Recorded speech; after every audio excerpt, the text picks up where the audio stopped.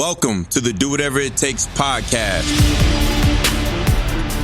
Conversations that help athletes maximize their potential on and off the field. From coaches, trainers, former teammates, athletic influencers, and business owners, we'll discuss their journey.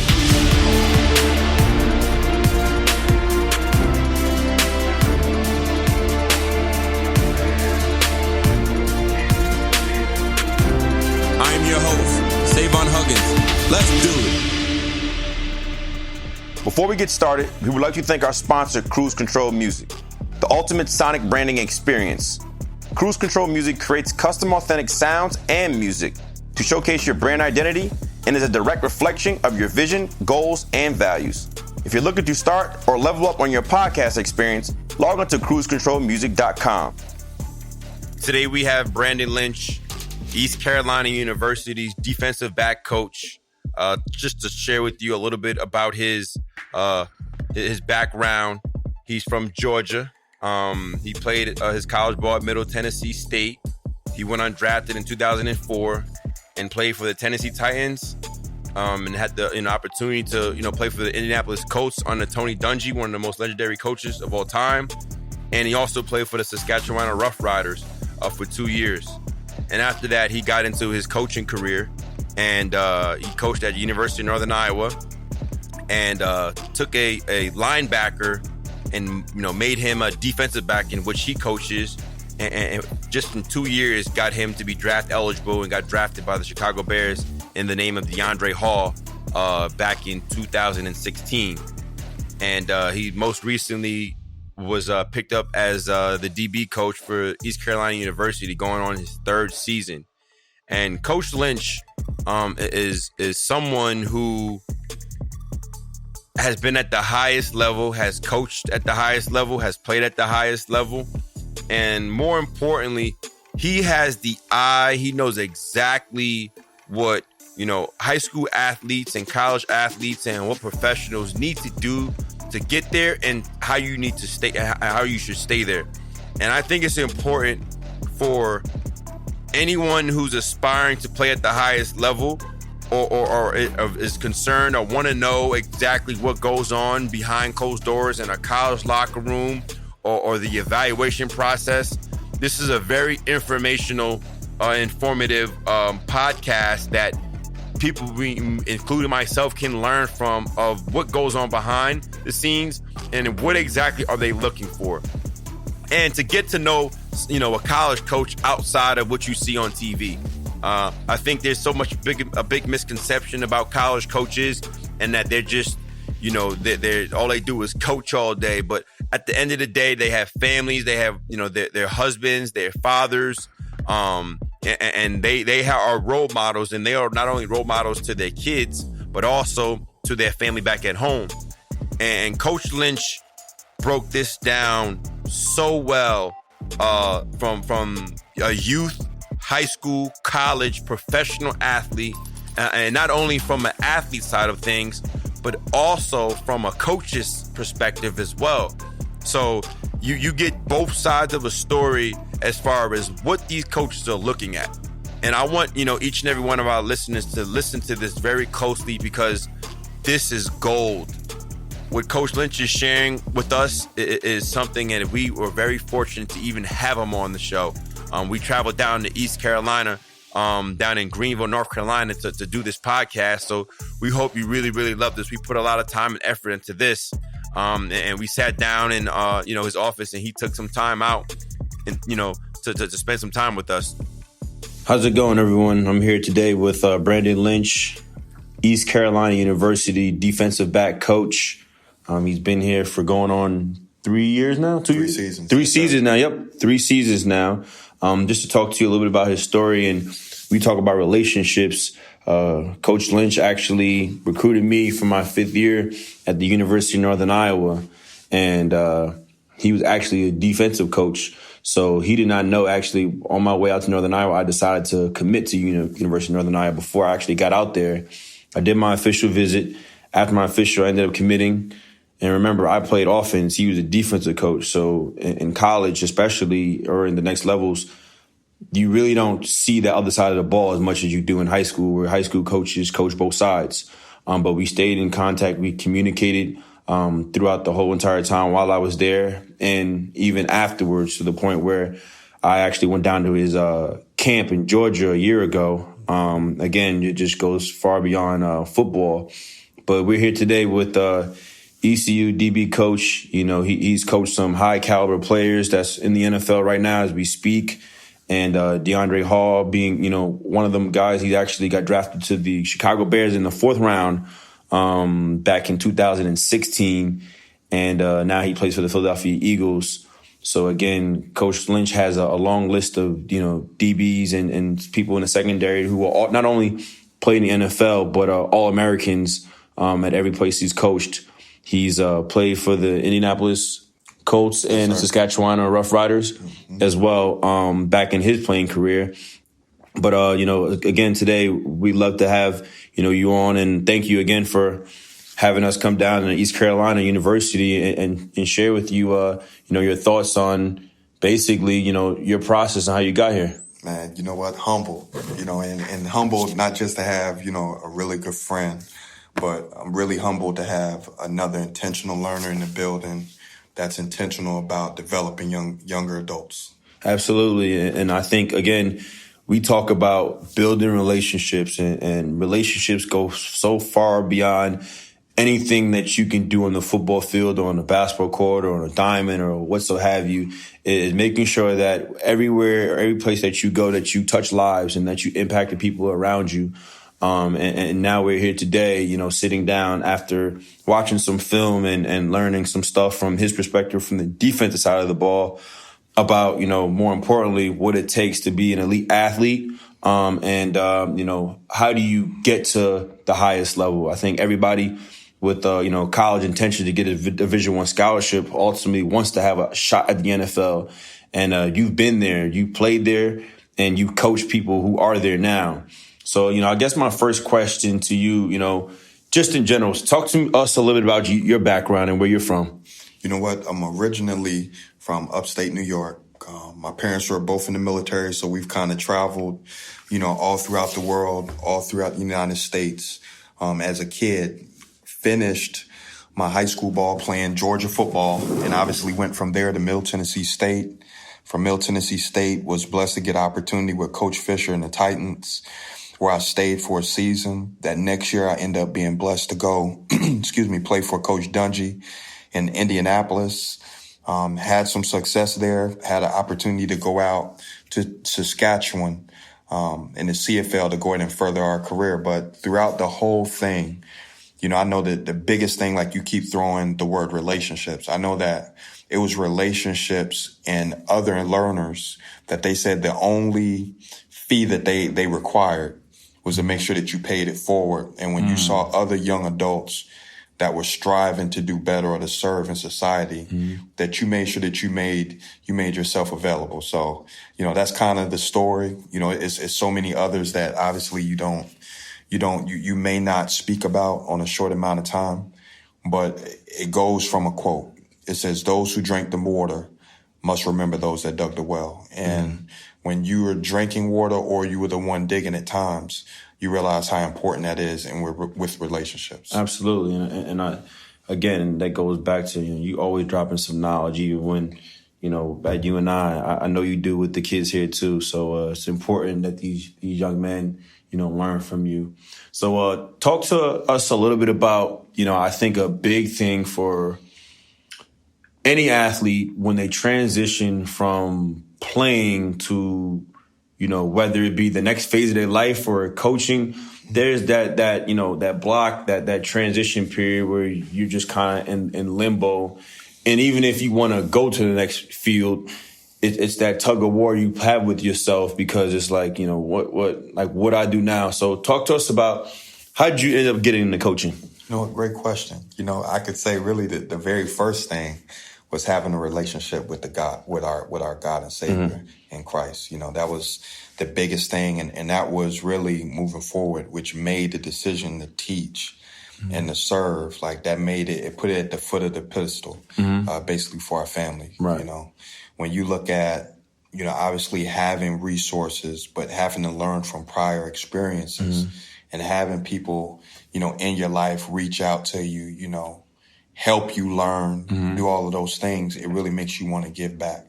So my family and I took a coaching opportunity through the NFL, a coaching internship. We coached in Wilmington, Ohio at Division III school. And small story about it, we take the interview we get the job.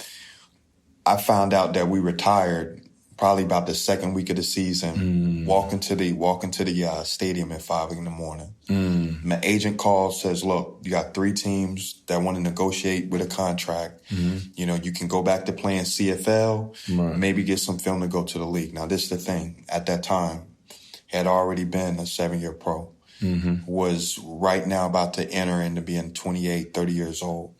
And I remember thinking, okay, I've had an opportunity to give a young man his first Bible. I've had an opportunity to say, you know what, this is something that whenever, my family and I want to transition to doing something different, then we can do that. It just so happens that football had a lot of resources in there. Right. So en route of identifying all those things and having an opportunity to maybe play 2 or 3 years later, the opportunity to go serve others and the financial gain from that, helping our kids and our family move forward, it said that we should go into the job of teaching football. And, that's kind of the day that, proverbially we hung the cleats up. Right. And I promise you, it was just as dramatic as leaving the locker room, So I really love to share that story because, at some point or another, whether you're in the locker room, whether you're outside and you have to put on loafers, you're going to hang your cleats up. So you want to make sure that you're developing a reputation or a name so that people can speak on your behalf after that. Now, I think that's so key. That last part you said is develop relationships that people can speak on behalf of your name. Because especially in the coaching profession and me coaching, high school ball for the last 3 years and then this past year, I'm going to be coaching St. Peter's Prep in Jersey City, my alma mater. I had the fortunate opportunity to, like you said, internship to coach for the Miami Dolphins. And also I went to the NFL Combine. Now, I can't speak for other people, but I don't know too many high school coaches that have that opportunities to be at both. At an NFL Combine, we had access further than the agents did. And again, it goes about people speaking on your behalf and how you treat people. Sure. So, that definitely resonates with me. I guess, my next question would be, outside of people speaking on your behalf, what's the route that you took or suggestion that you can give to, a rising coach that would be interested in coaching at the collegiate or the NFL or the CFL level? Like, what's the steps you would say that would help them propel their career there? Sure. Growth is optional. And I say growth is optional. The first thing that you have to identify as a former athlete is that you can learn more. Right. And getting 2 sets, like we talk a lot about segmenting or being intentional about how you're learning. But identifying a pack of sponsors and identifying a pack of mentors. Mentors being, guys that you can bounce questions off of, places that you can stop and you can grow, whether it's about, not even just always X's and O's.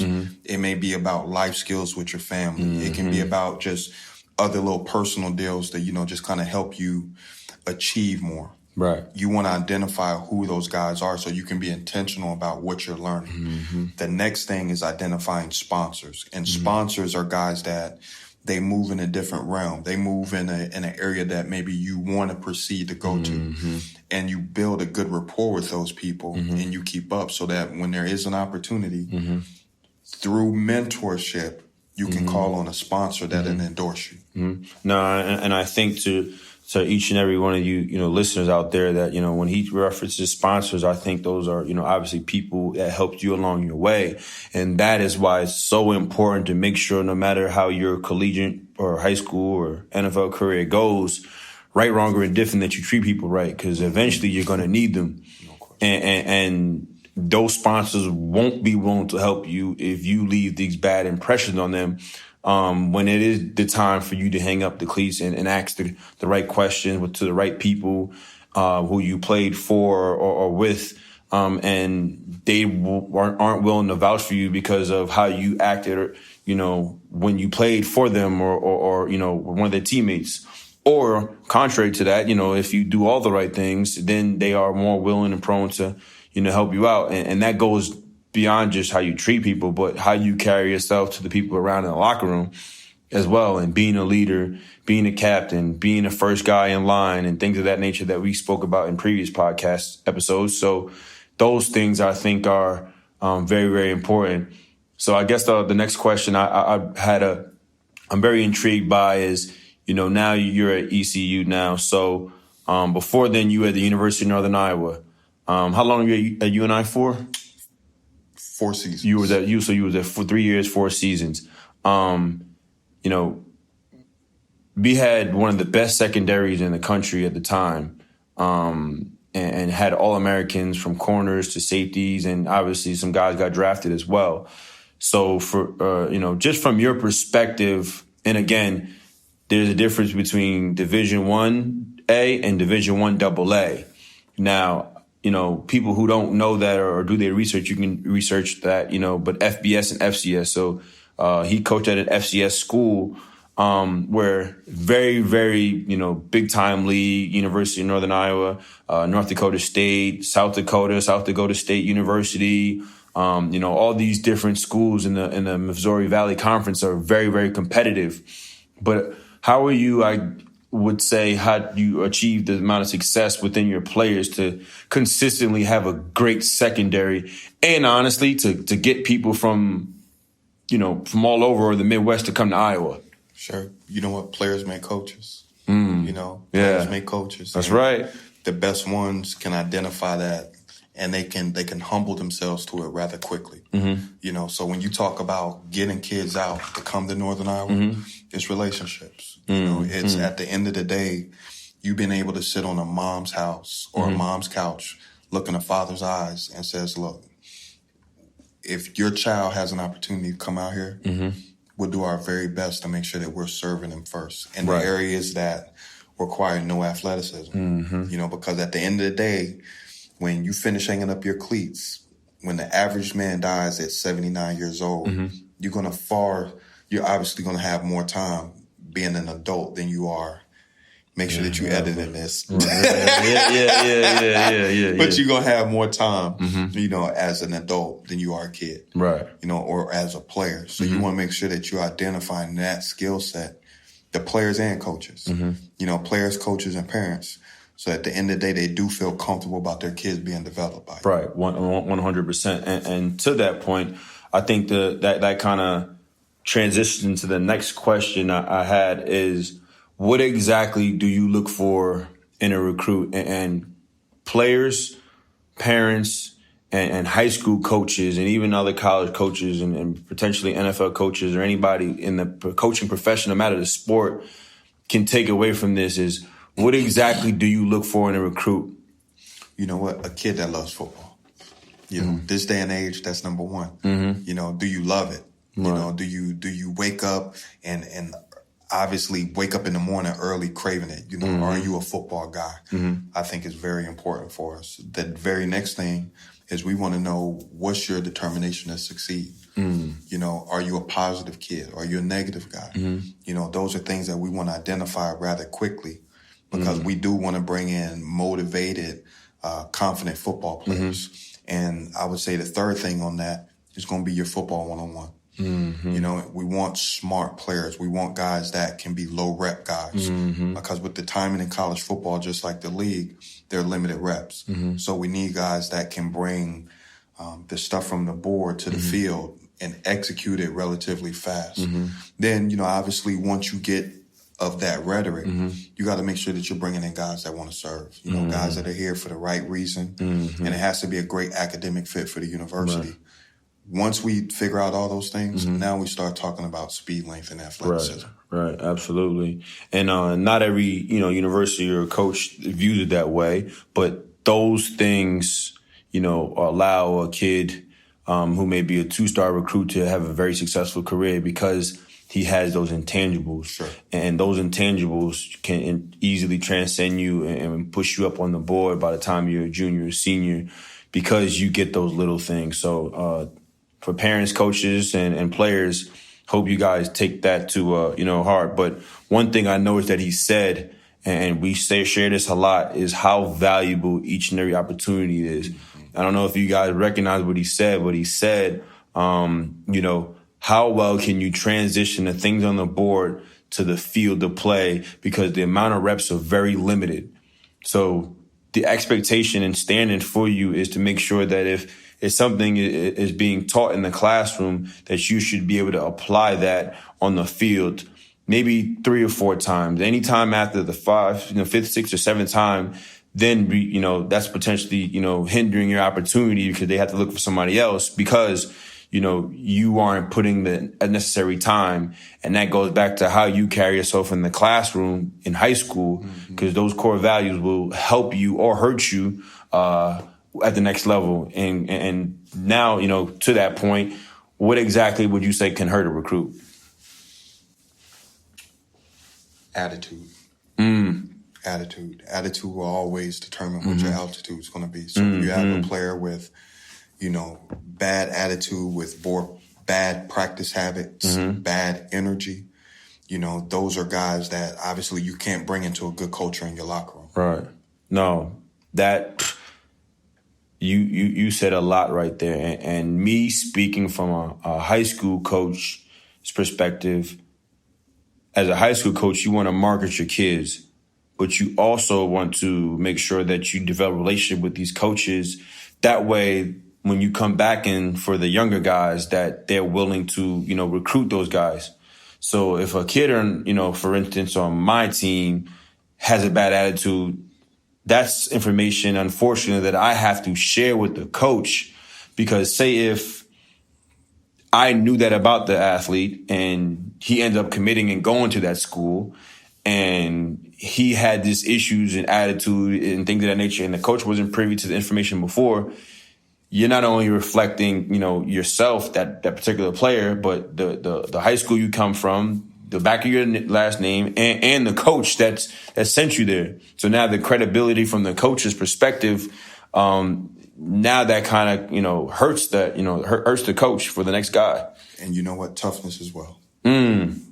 Attitude and toughness. Those are the things that, if you get negative remarks, right, from anybody within your community outreach, those are strikeouts. Yes. So, toughness, I'll say that over and over again. Toughness. It's a talent. Yes, it is. Yeah. Yes, it is. Yes, it is. That's actually what I learned. My dissertation for my master's program at UNI was all mental toughness. The 4 C's: commitment, control, confidence, and challenge. You have to be able to overcome all 4 of those things. My next question, and I think just for you, as far as, from a repetition standpoint and being able to evaluate talent, what exactly do you look for in the 7-on-7 circuit? And I'll say this, I understand when I was a high school athlete, 7-on-7 wasn't a big thing.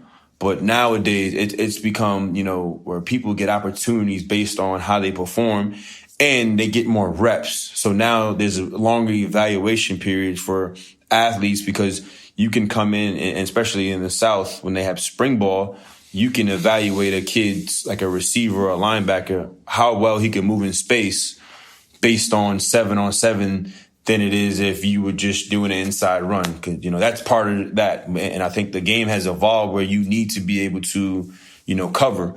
So for you, how valuable is 7-on-7 for you at the high school level, just in general when you're looking and trying to evaluate talent? You know what I would say is minimal. And okay. I would say it's minimal from the aspects, I want to see if a kid can really play ball when it's in a pressure situation.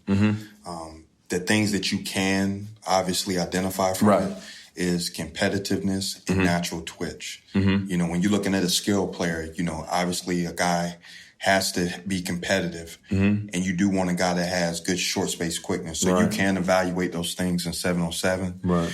But as far as where it falls in an evaluation piece is very minimal for us. No, and I think that's great information for people to learn, especially, and I don't mean to take a shot at all these different 7-on-7 teams, but again, I've never heard anybody earn a scholarship based on a 7-on-7 rep, unless you're 6'6" and you run a 4.2. Like, had a scholarship before that. Right. Exactly.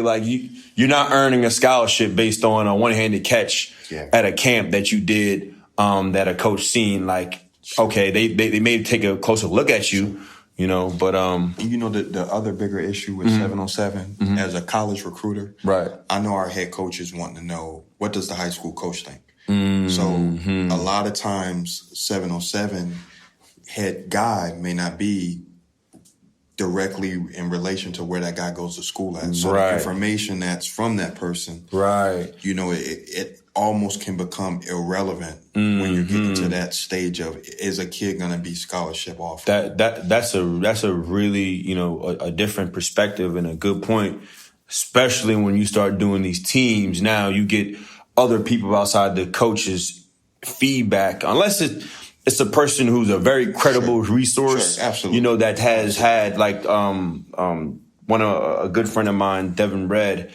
or NLG, I forget, I think that's what it's called, Next Level Gen, or something like that, down in DC, in the Maryland area, where every single top kid in the country they've encountered, from DeMatha, Stephon Diggs, Minka Fitzpatrick, so on and so forth, where, like, they really do that, like, Division I kids. But again, like you said, they had scholarships before that. And that didn't earn them a scholarship, Coach, I've seen more kids, and it's kind of disheartening.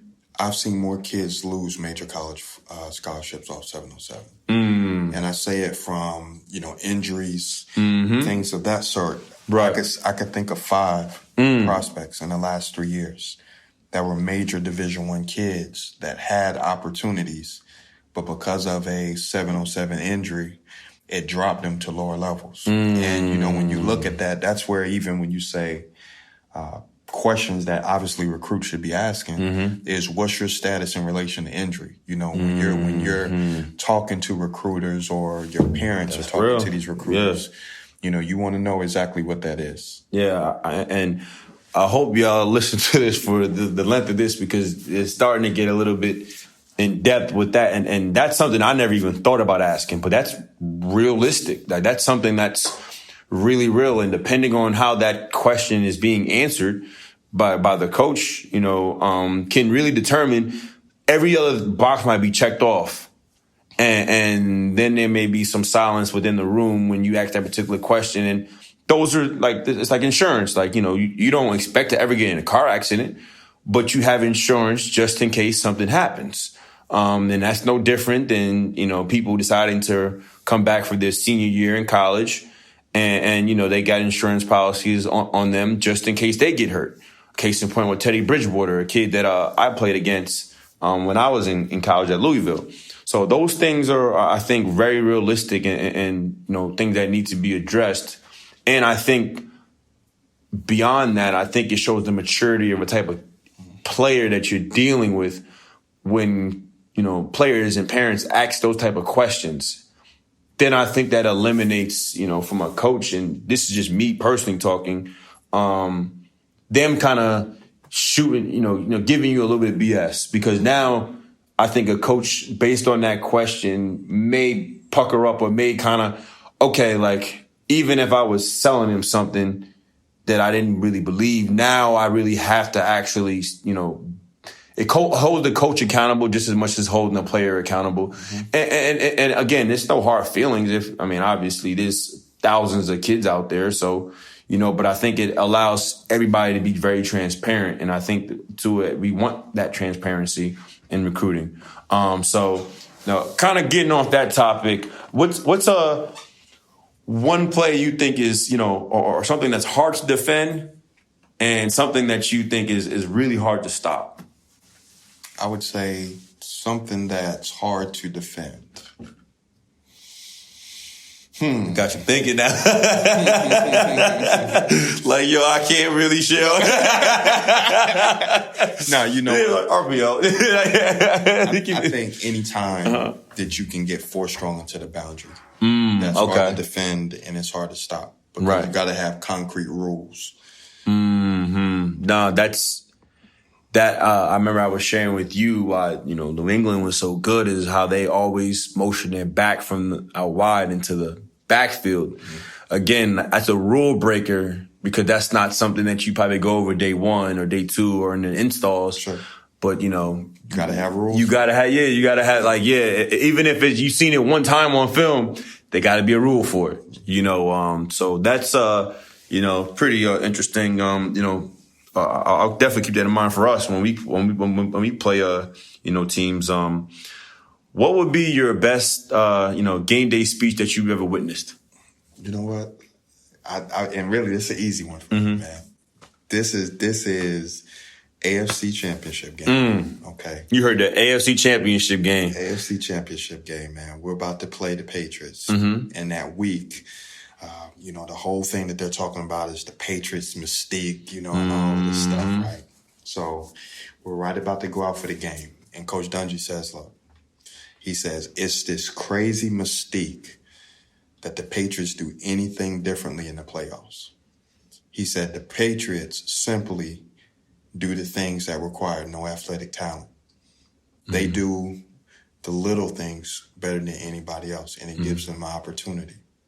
He segues that to let us know that they're not Supermen.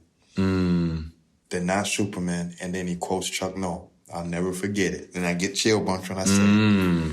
He says, champions are champions, not because they do anything extraordinary, but they do the ordinary things better than anybody else. And for us to have an opportunity to obviously get past that game, we didn't have to have the very best games of our career at that point. We had to simply rely on the most fundamentally of details to be better than anybody else. That's wow. Yeah, that's a lot to take in. I can only imagine. What was it like playing for, a legendary, Coach Dungy and the amount of wisdom. Because was Coach Caldwell on this? Coach Caldwell, if you don't know, is the assistant head coach for the Miami Dolphins, but he was the head coach for Wake Forest University, and he was the head coach for the Detroit Lions, and he was the quarterback coach before the Detroit Lions, the quarterback coach for the Indianapolis Colts, and was Peyton Manning's QB coach. So you can imagine the amount of wisdom just between those two gentlemen alone in one room. Forget the players, just the amount of wisdom and guidance between those two. And then Coach Dungy, has a book, and Coach Caldwell is a motivational speaker.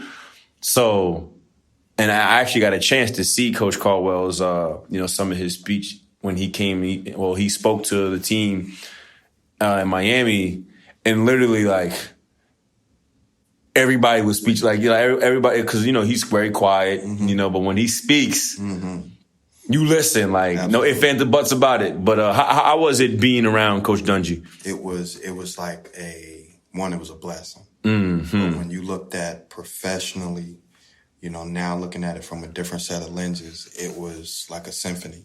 Everything moved in harmony, but it moved in harmony largely because of the precedents that our head set. And he said it that nobody is indispensable. All right. And that means that the same way that he treated Jim Irsay or Jim Irsay treated him was the exact same way that they treated Peyton all the way down to the janitors. And to see that type of loyalty, that type of servanthood, it kind of brought in a culture that, nobody, per se was bigger than the team. So it built a servant-like attitude. Yes. No, that's... Yeah, I can go. We can have a whole podcast about that.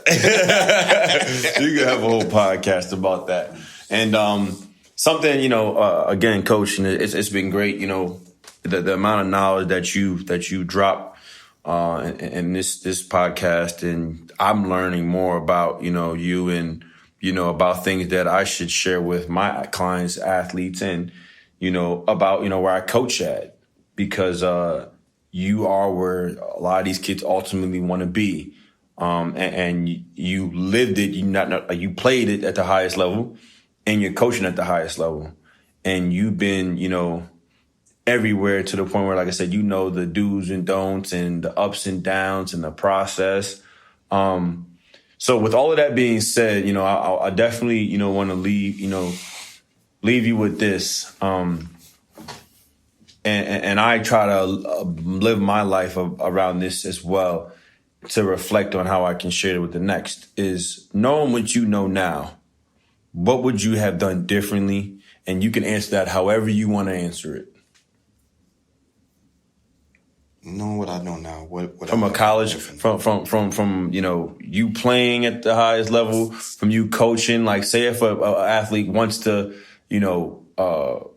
coach or play at the highest level, knowing what you know now and the steps that took you to get there, what would you have done differently knowing what you know now? It would have been the same, or would you probably, did something a little bit differently in the beginning? That way, maybe you would have jumped to step 3 instead of, taking 1 and 1.5, 2, so on and so forth. Like, sure. How would you answer that? I'm going to go deep on you. Uh-oh. All right. You know what? I would say identifying a purpose sooner. And I say that because once you identify what your purpose is, like my mama say, what you do is just what you do. Mm-hmm. And I think that once you identify a purpose, mm-hmm. It makes it so that it's very easy that you can stay late, or you can come early and stay late. It makes it very apparent that you have to serve and you have to put others first, mm-hmm. And it finishes that, largely you're here to make sure that you're getting the message of Christ out and you're able to put your kids in a better situation mm-hmm. than you are. No. And we're going to leave with that because, that's what literally do whatever it takes is living in your purpose. And whatever your purpose is, it has to be bigger than you and something that's physical, something that, that you can't touch, something that, where it's impacting the people around you.